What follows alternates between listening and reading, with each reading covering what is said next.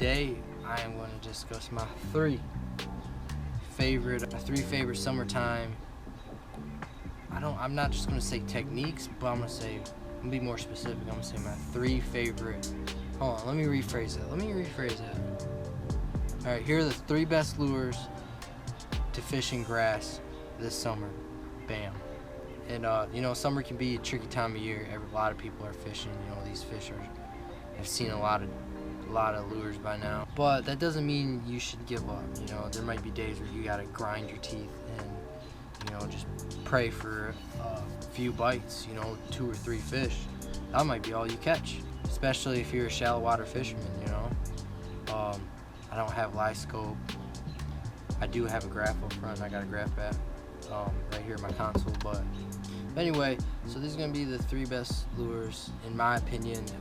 These are what I've had success on fishing, grass in the summer, whether that's submerged grass or grass that's in 10, 11, 12 feet of water. This is what I'm throwing here. I'll start with the honorable mentions here. If I was doing pond fishing, this would probably be this would be in my top 3. But when you're fishing more so shallow grass, maybe like a grassy flat, or you're just beating the bank and there's some really nice green looking vegetation. As long as it's not too submerged, I probably won't throw some lily pads, but like water milfoil and all sorts of vegetation, whatever's super thick vegetation. I'm throwing a fluke. Especially shallow. I can definitely catch fish on a fluke. Pond fishing, this will catch them when other lures can't. Another honorable mention is a frog. A frog can be such a fun way to fish. It seems like more and more each year people are throwing frogs, so you kind of gotta use smaller frogs, more compact, and some of these fish haven't seen before. But frog's always a good choice when you're fishing lily pads, coontail, or any type of submerged vegetation, especially like that super thick cheese, some people like to call it. I'll fish frogs with a black belly and frogs with a white belly. That's pretty much all I throw. All right, now let's get into the 3. All right, number 3 is a Texas rig. I love throwing a Texas rig in the summertime.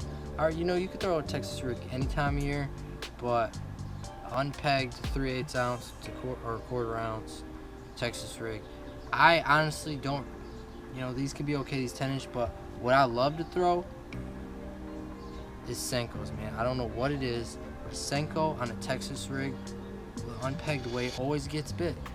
Unless you're fishing super clear water, which you still can even, but I don't fish that in super thick vegetation. But if you're fishing grass lines, it's drop offs where there's grass, just anywhere where you can get away with throwing a 3/8 or 1/4 ounce, that's probably, I tend to throw a little deeper water, or if you're flipping offshore grass patches, you can throw a Texas rig Senko.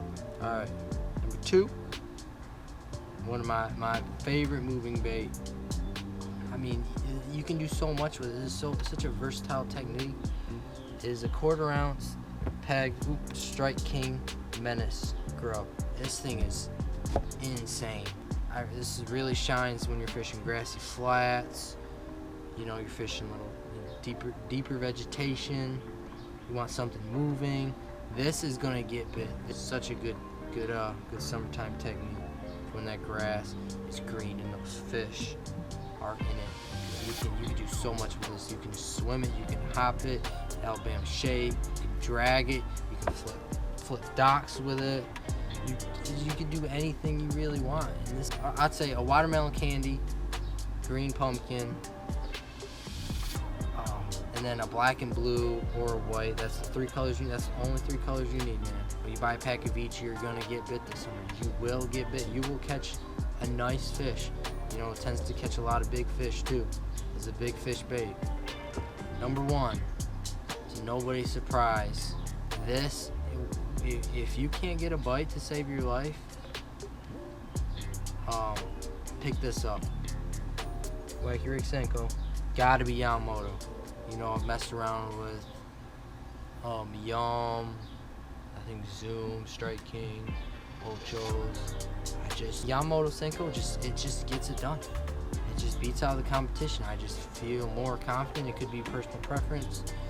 I just feel confident throwing. I'm gonna spend that money.